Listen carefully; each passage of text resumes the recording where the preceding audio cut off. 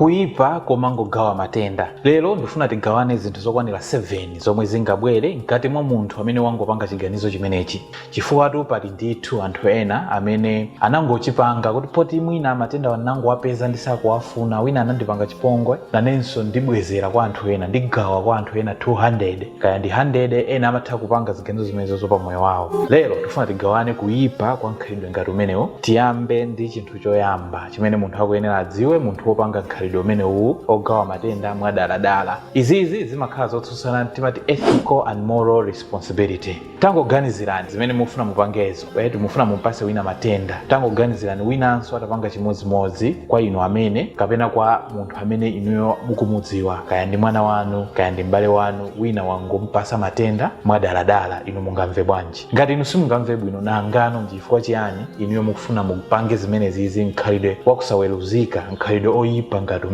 umenewu ndi nkhalidwe omwe umakhala kutsutsana ndi ma ethical kapena kuti moral responsibility. Chinthu cha number 2 chimene mukuyenera muchidziwe, munthu amene wapanga chiganizo chimenechi chonena kuti izizi zimadzesa timati emotional and psychological harm. Pakupita kwa nthawi zimabweresa ndithu kaganizidwe kako kukhuzidwa munjira ina yake, chifukwa chonena kuti munthu amene wampangira zimenezi amafeel betrayed, kuti wapangidwa chipongwe, komanso amakhala depressed akalingalira kuti munthu wina wake uja osandiuza, amakhala depressed, amakhala under depression, kuyamba kuwonda makishayatezi, kuyamba yekha kuzikhala ukwiya pa zinthu zina zake, or kumkwira munthu wina aliyense, or pa moyo wake kuyamba moyo uja kuona kuti ulibe phindu ina lilonse. Komano cause ya zinthu zimenezi nkukhala inuyo, mungathe kumva bwanji? Komanso timati a ruined relationship, family, komanso trust. Nkhalidwe umene niyo mukuupangawo ndi omwe ukupangisa kuti maubale azisokonekera, komanso ma families azigumuka, komanso anthu kukhulupirirana kuja kusiye chifukwa cha zikhalidwe zina za unyama kapena zoyipa zimene anthu ena amatha kupanga mukangati zimenezi. Komanso chinthu cha number 3 chimene mukuyenera muchidziwe ndichonena kuti izizi zimadzesa timati public health crisis. Since inuyo mwangopanga chiganizo kuti ndizingofalitsa basi,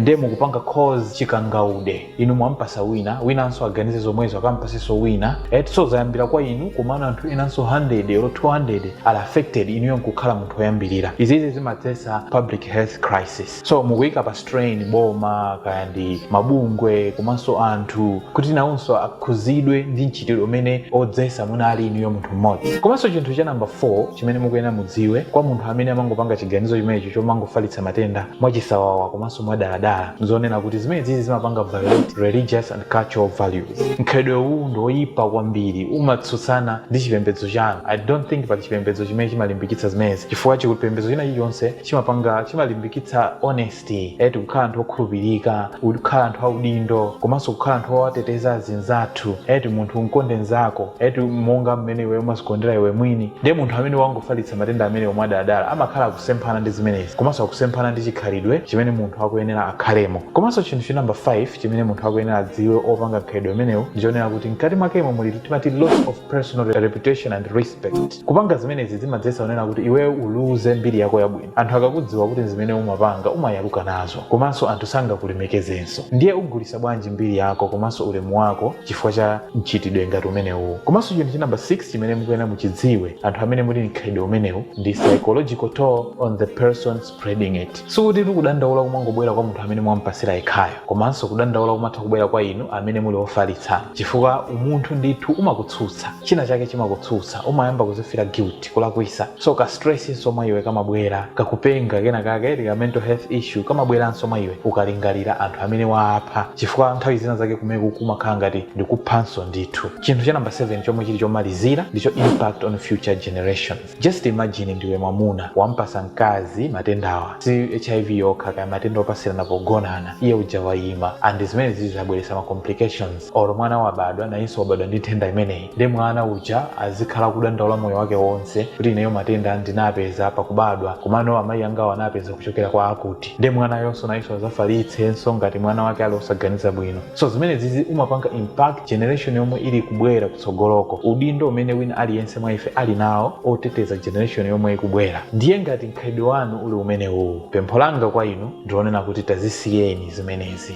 Si chinthu chabwino, si chinthu chonyadisa kuti munthu achipange pa moyo wake. If you find this video helpful, please like and share it, and don't forget to follow our page for similar videos. Thank you very much for watching, and see you in the next one.